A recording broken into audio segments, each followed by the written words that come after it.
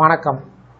இந்த வீடியோவில் சற்று முன் 5% அகவிலைப்படி புதிய டிஏ உயர்வு அரசு ஊழியர்களுக்கு ஹாப்பி நியூஸ் சார்ந்து விவரங்களை பார்ப்போம். இந்த அறிவிப்பை யார் வெளியிட்டிருக்காங்க, எந்த வகையை சார்ந்த அரசு ஊழியர்கள் பயன்பட முடியும் என்பது குறித்து விவரத்தை பார்ப்போம்.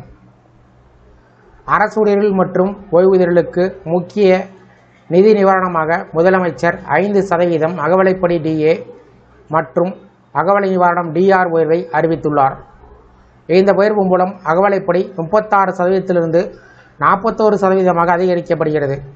2026 ஏப்ரல் 1 முதல் அமலுக்கு வரும். இந்த அறிவிப்பை மாநில நிதியமைச்சர் பிரணஜித் சிங் ராய் தனது பட்ஜெட் உரையை முடித்ததும் வெளியிடப்பட்டுள்ளது. இந்த தீர்மானம் மூலம் திரிபுராவில் உள்ள 1,00,000க்கும் மேற்பட்ட அரசு ஊழியர்கள் மற்றும் 80,000க்கும் அதிகமான ஓய்வூதியர்கள் நேரடியாக பயன்பெறுவார்கள். இந்த உயர்வை செயல்படுத்துவதற்கு ஆண்டுக்கு 500 கோடி ரூபாய் கூடுதல் செலவு ஏற்படும் என்றும் அரசு தெரிவித்துள்ளது. இதுகுறித்து முதலமைச்சர் கூறுகையில், மத்திய அரசு ஊழியர்களுக்கு வழங்கக்கூடிய அகவிலைப்படி நிலையினை அடைவதற்கு முயற்சிகள் தொடர்ந்து நடைபெற்று வருவதாக தெரிவித்துள்ளார். தற்போது மத்திய அரசு ஊழியர்கள் 58% அகவிலைப்படியை பெறுவதாகவும், இதனால் திரிபுரா அரசு ஊழியர்கள் இன்னும் 17% பின்தங்கி இருப்பதாகவும் கூறியிருந்தார்.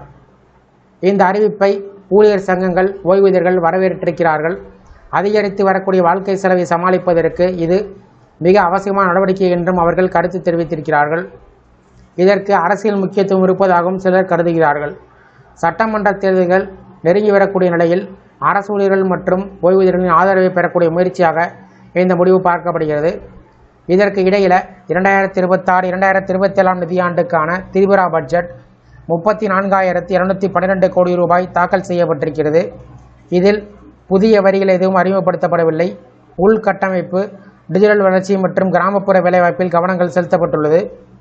மொத்தத்தில் இந்த அகவிலைப்படி உயர்வு பணவீக்க அழுத்தத்தில் இருக்கக்கூடிய அரசு ஊழியர்களுக்கு ஓரளவு நிவாரணமாக இருக்கும் என்றும் எதிர்பார்க்கப்படுகிறது. இந்த வீடியோ குறித்த உங்களோட கருத்துக்களை கமெண்ட் செக்ஷனில் கமெண்ட் பண்ணுங்கள். இந்த வீடியோ பிடிச்சிருந்தா வீடியோக்கு ஒரு லைக் பண்ணுங்கள். இந்த வீடியோவை அனைவருக்கும் ஷேர் பண்ணுங்கள். நன்றி.